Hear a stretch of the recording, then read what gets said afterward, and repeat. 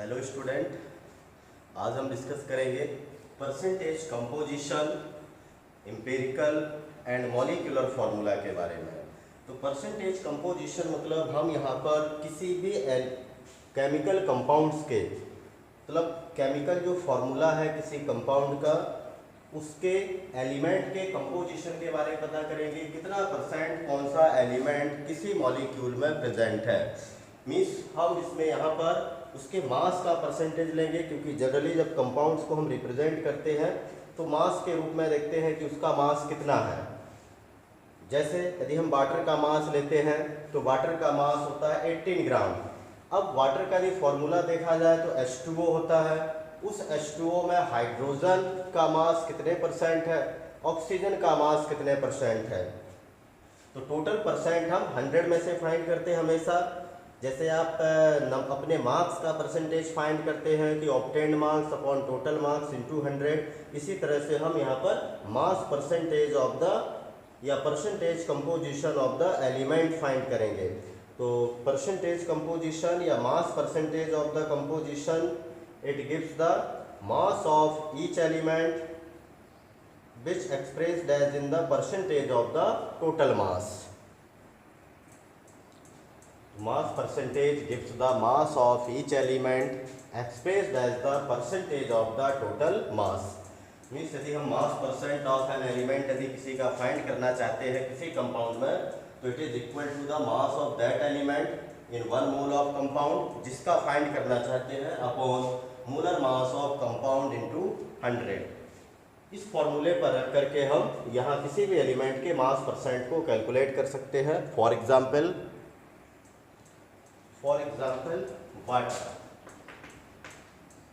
Water लिया।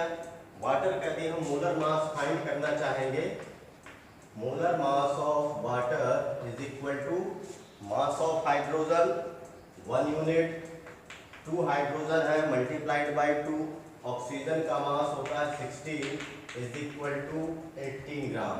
तो 18 ग्राम में हाइड्रोजन का परसेंट कितना है, ऑक्सीजन का परसेंट कितना है, हम यहाँ पर निकालेंगे मास परसेंट ऑफ हाइड्रोजन। हाइड्रोजन कितना है, हाइड्रोजन है, ये हाइड्रोजन है और ये मास ऑक्सीजन का है।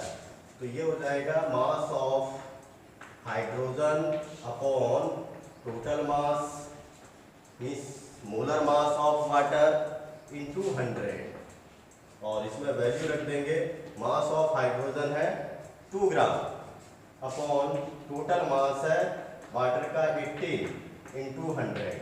इसको सॉल्व कर लेंगे। इसी तरह से मास परसेंट ऑफ ऑक्सीजन फाइंड करना है, तो यहाँ लेंगे mass of oxygen upon total mass into 100। इसमें वैल्यू रख लेंगे मास ऑफ ऑक्सीजन दिया गया है 16 अपॉन 18 इंटू 100। ये दोनों कैलकुलेट करने पर हमें आंसर मिल जाएगा।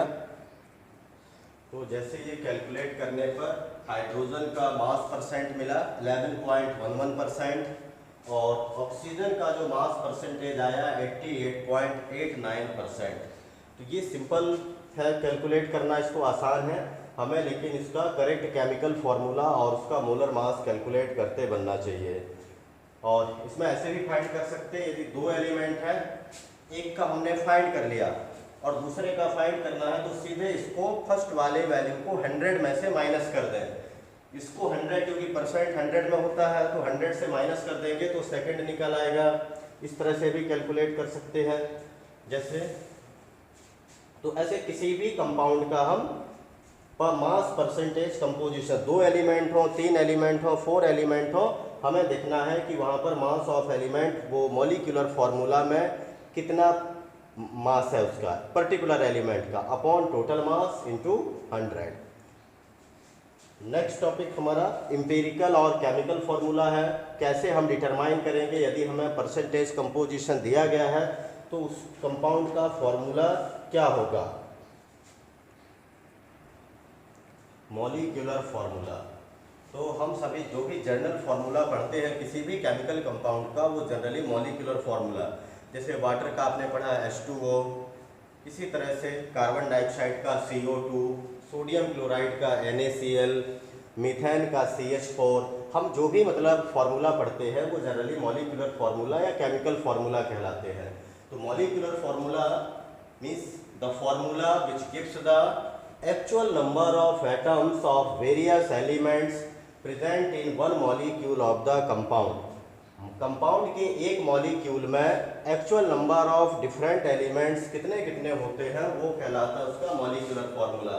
जैसे hydrogen peroxide H2O2 means 2 hydrogen के एटम और 2 ऑक्सीजन के। बेंजीन है, बेंजीन में C6H6, ये एक्चुअल नंबर ऑफ एटम्स होते हैं वन मॉलिक्यूल में। ग्लूकोज है C6H12O6। तो इस तरह से जो भी एक्चुअल नंबर ऑफ एटम्स को रिप्रेजेंट करता है किसी एक मॉलिक्यूल में उसे हम मॉलिक्यूलर फार्मूला बोलते हैं। अब इसी को यदि हम इनके रेशियो में लिख दें, सिंपलेस्ट रेशियो में, तो वह कहलाएगा empirical formula. Empirical formula means the formula which gives the simple whole number ratio of atoms of various elements present in one molecule of the compound.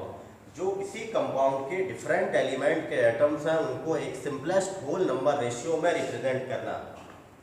Fractional order में यहाँ represent नहीं करते हैं, P/Q के रूप में नहीं लेंगे हम, यहाँ पर होल नंबर में मॉलिक्यूल एटम्स को लेंगे।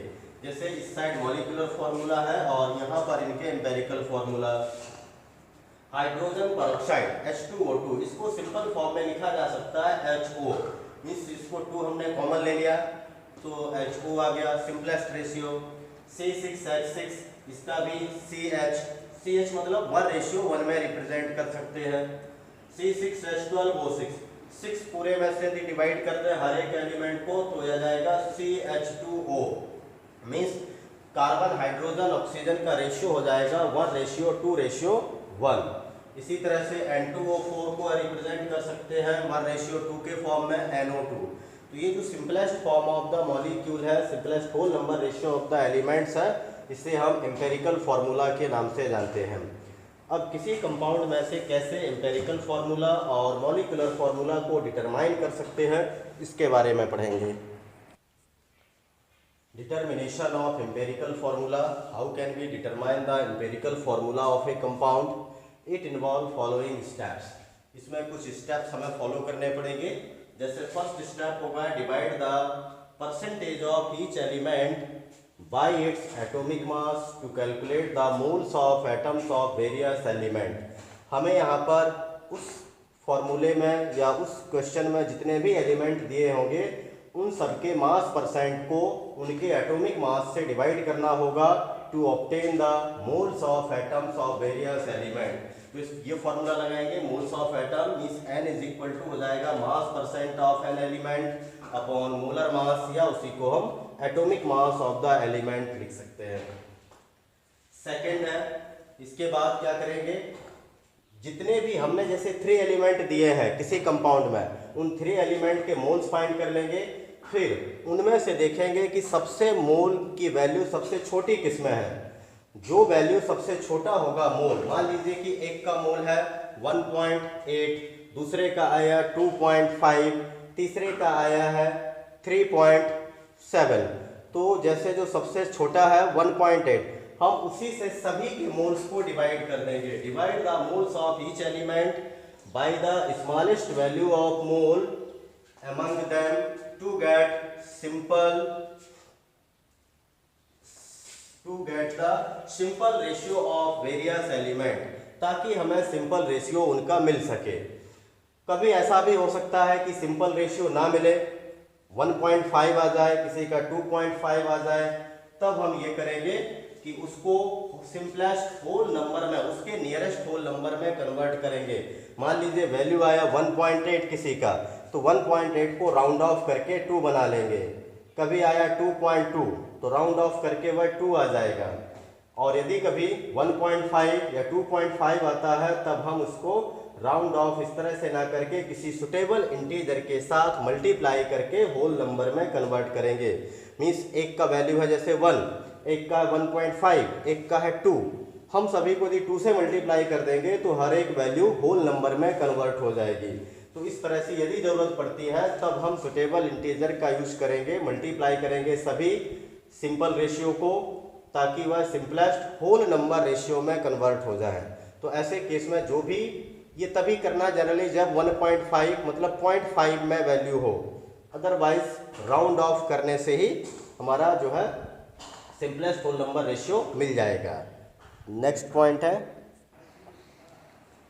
फोर्थ स्टेप है इसका, right the symbols of the various element side by side. मतलब एक एक करके हमको जो भी सिंपलेस्ट हमने होल नंबर फाइंड किए हैं उन सभी एलिमेंट्स को हम क्या करेंगे, साइड बाय साइड रख लेंगे and insert the numerical value. Numerical value means simplest whole number जो रेशियो फाइंड किया है उसी को रखना है at the right hand lower corner of each element to get empirical formula. मान लीजिए ये रेशियो हमको कार्बन, हाइड्रोजन, ऑक्सीजन, ये सिर्फ एग्जाम्पल है। कार्बन का रेशियो सिंपलेस्ट रेशियो मिला 1 और ये हाइड्रोजन 2, ऑक्सीजन 1, तो एम्पेरिकल फॉर्मूला हम इस तरह से लिखेंगे CHO। ये हमने एलिमेंट्स रख लिए सिंबल्स उनके, और कार्बन है 1 2 1। अब ये 1 ना भी लिखें तो भी चलेगा, तो ये हो जाएगा CH2O। इस तरीके से इसको एम्पेरिकल फॉर्मूला हम डिटरमाइन कर सकते हैं। एम्पेरिकल फॉर्मूला डिटरमाइन करने के बाद हम इसमें मॉलिक्यूलर फॉर्मूला को सिंपली डिटरमाइन कर सकते हैं। यदि हमें उसका या तो वेपर डेंसिटी मालूम हो या फिर मॉलिक्यूलर मास उस कंपाउंड का मालूम हो, तब हम easily we can calculate the molecular formula from empirical formula. तो how can be calculate molecular formula? To determine molecular formula, first of all determine the empirical formula by above steps। हम ऊपर वाले steps जो हमने पहले पढ़े हैं previous steps, उनके द्वारा एम्पेरिकल फॉर्मूला कैलकुलेट कर लेंगे। और इसके बाद calculate the empirical formula mass. Empirical formula के जितने भी एटम्स हैं उन सभी के एटॉमिक मास का सम कर दें तो मिल जाएगा एम्पेरिकल फॉर्मूला मास। थर्ड है डिटरमाइन द मॉलिक्यूलर या molar mass of compound. Molar mass compound either given in the question और गिवन वेपर डेंसिटी। यदि वेपर डेंसिटी दी गई है तब हम फाइंड कर लेंगे molar mass is equal to या molecular mass is equal to 2 into vapour density. Vapour density यदि गिवन है तो 2 से मल्टीप्लाई करने पर मॉलिक्यूलर मास मिल जाएगा, या तो क्वेश्चन में मॉलिक्यूलर मास ऑलरेडी गिवन होगा। फोर्थ है determine the value of n। n की वैल्यू यहाँ फाइंड करते हैं by this formula, n is equal to molecular mass, यहाँ से फाइंड कर लेंगे, अपॉन एम्पेरिकल फॉर्मूला मास, इस वाले स्टेप से। तो इन दोनों को डिवाइड करने पर n की वैल्यू मिलती है, और यदि कभी n की वैल्यू होल नंबर में नहीं मिलती है तब हम उसको राउंड ऑफ करके होल नंबर में कन्वर्ट कर लेंगे, क्योंकि यहाँ भी हमें होल नंबर में n की ज़रूरत पड़ेगी। नेक्स्ट स्टेप फिफ्थ है multiply empirical formula bye n। Fourth step में हमने जो n की वैल्यू फाइंड की है, एम्पेरिकल फॉर्मूला को इसी n से मल्टीप्लाई करेंगे टू गेट मॉलिक्यूलर फॉर्मूला। तो ये फॉर्मूला हो जाएगा molecular formula is equal to empirical formula multiplied by n। For example यदि हम मान के चले कि हमको n का वैल्यू मिला 2 और एम्पेरिकल फॉर्मूला मिला हुआ है CH2, तो CH2 मल्टीप्लाइड बाय 2 और मॉलिक्यूलर फॉर्मूला हो जाएगा C2H4। ये 2 से इधर भी मल्टीप्लाई होगा और हाइड्रोजन के साथ तो C2H4। ये हमारा मॉलिक्यूलर फॉर्मूला इस तरह से फाइनली कैलकुलेट हो जाएगा। तो इसको हम एग्जाम्पल के द्वारा समझ सकते हैं किस तरह से किसी मॉलिक्यूलर फॉर्मूला को कैलकुलेट किया जा सकता है। तो इसके लिए हम एक एग्जाम्पल ले रहे हैं, उससे आप समझ पाएंगे। टेबल के रूप में भी उसको बनाना आसान होता है इन सभी स्टेप्स को। ये क्वेश्चन है, an organic compound on analysis gave carbon 57%, hydrogen 3.6% and rest is oxygen, और बाकी का ऑक्सीजन है। The vapour density of the compound was found to be 83, vapour density 83 है। फाइंड आउट मॉलिक्यूलर फॉर्मूला, इसका हमें मॉलिक्यूलर फॉर्मूला कैलकुलेट करना है। तो सबसे पहले मॉलिक्यूलर फार्मूला तभी हम कैलकुलेट कर पाएंगे जब हमारे पास एम्पेरिकल फार्मूला हो। तो एम्पेरिकल फार्मूला को डिटरमाइन करने के लिए हम सबसे पहले एक टेबल बना लेंगे जिसमें ये सभी एलिमेंट्स दिए गए हों। तो जैसे एक है यहाँ पर सिंबल एलिमेंट, एलिमेंट फाइंड करने के बाद उसका मास परसेंटेज कितना कितना दिया गया है ये लिख लेंगे दूसरे कॉलम में। इसके बाद उनका एटॉमिक मास कितना है, एटॉमिक मास कैलकुलेट होने के बाद मोल्स ऑफ एटम,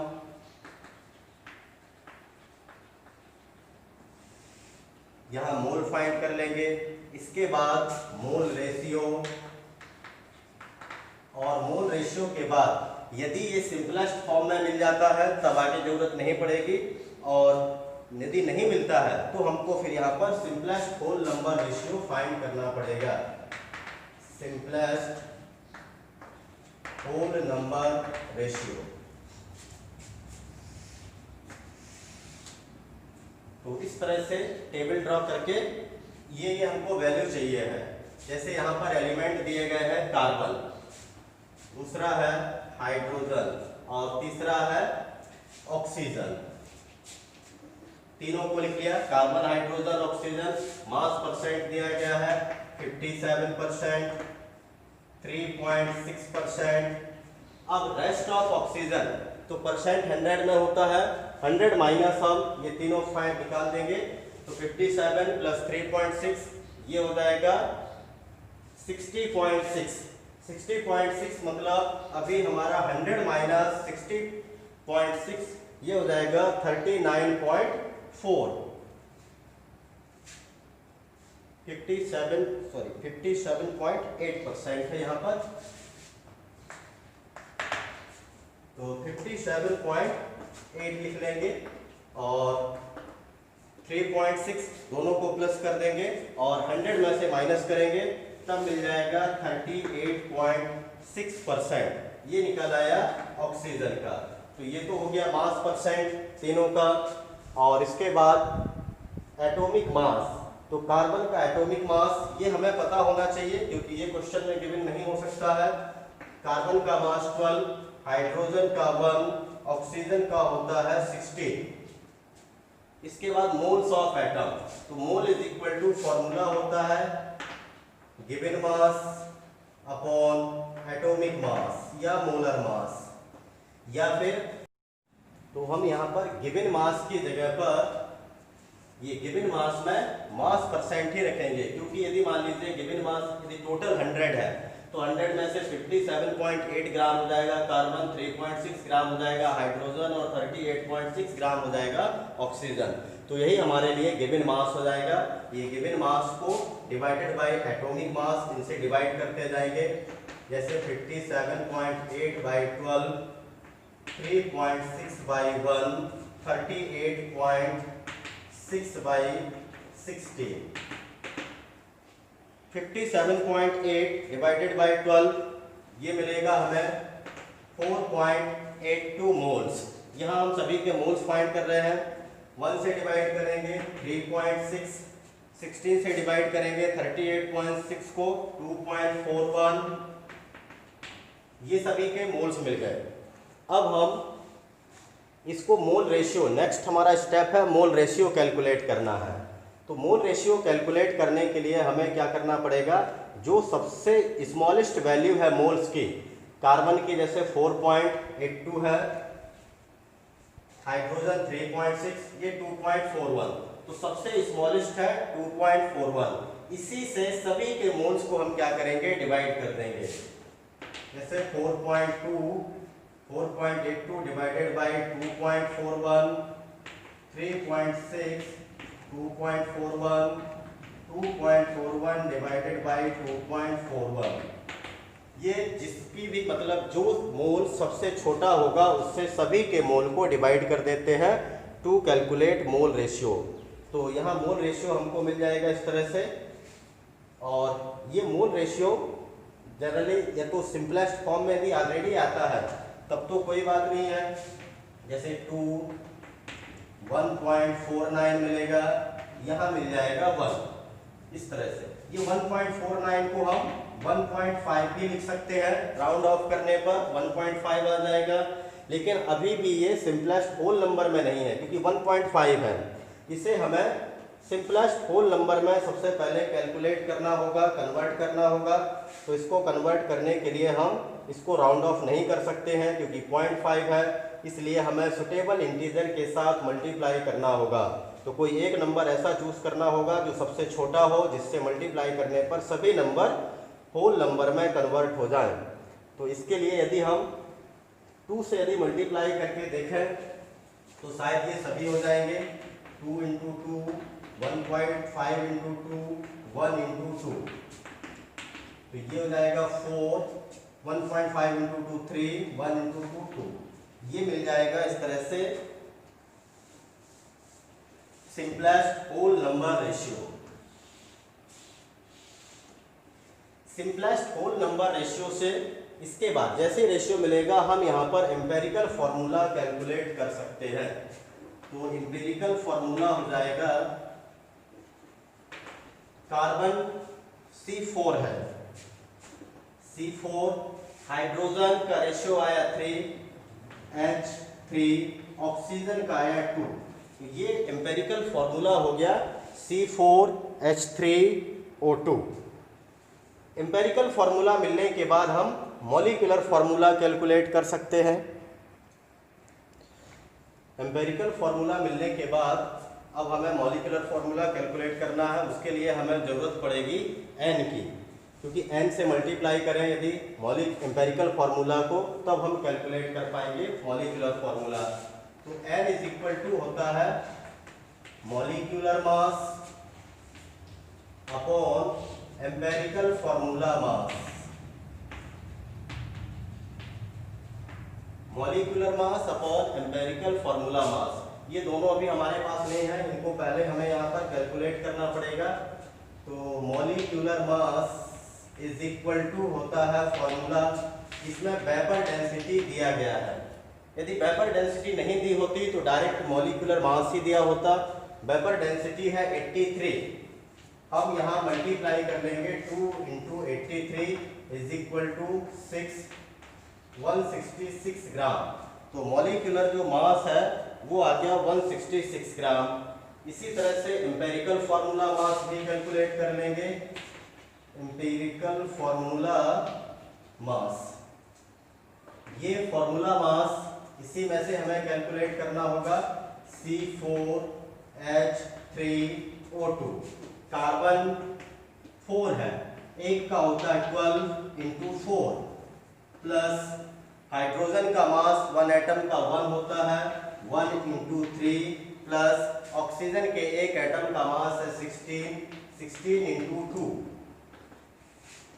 टोटल हो जाएगा 48, 3 और 32 इज इक्वल टू 3 और 4 7 और 1 8, 83 मिल जाएगा।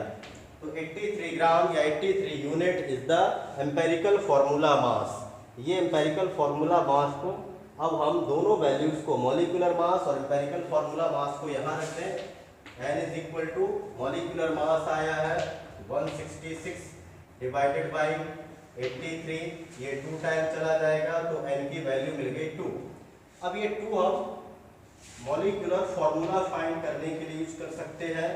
Molecular formula is equal to empirical formula into n। Empirical formula है C4H3O2 multiplied by 2 is equal to 2 से इसको मल्टीप्लाई कर दें तो C8 आ जाएगा, हाइड्रोजन को है H6 आ जाएगा और ऑक्सीजन 4। तो ये मिल जाएगा मॉलिक्यूलर फार्मूला। तो इस तरह से हम C8H6O4, कभी इसका नाम भी पूछा जा सकता है कि इसका नेम क्या होगा। तो जनरली ये एक तरह से एरोमेटिक कंपाउंड बन रहा है। एरोमेटिक कंपाउंड के अकॉर्डिंग यदि इसका हमको स्ट्रक्चर बनाना हो तो इस तरह से होगा। ये बेंजीन है, और यहाँ पर ये COOH और ये भी COOH। टोटल एक्चुअल में 8 कार्बन बनाना है, तो 1 2 3 4 5 6 7 8, 4 ऑक्सीजन है, 1 2 3 4, हाइड्रोजन 6 है, 1 2 3 4 5 6। तो इस तरह से ये बेंजोइक एसिड है, मतलब डाई बेंजोइक एसिड है यहाँ पर, कार्बोक्सिलिक एसिड COOH, जो कि इस तरह से हम किसी भी, यदि हमको एनालिसिस दिया गया है केमिकल फॉर्मूला, हम इजीली कैलकुलेट कर सकते हैं। तो ऐसे बहुत सारे क्वेश्चंस हैं जिनमें आप आसानी से इनके मॉलिक्यूलर फार्मूला या केमिकल फार्मूला, एम्पिरिकल फार्मूला सभी कैलकुलेट किए जा सकते हैं। ये इस मेथड के द्वारा सिंपल होगा। ठीक है, तो आज के इस वीडियो में इतना ही। Thank you, have a nice day.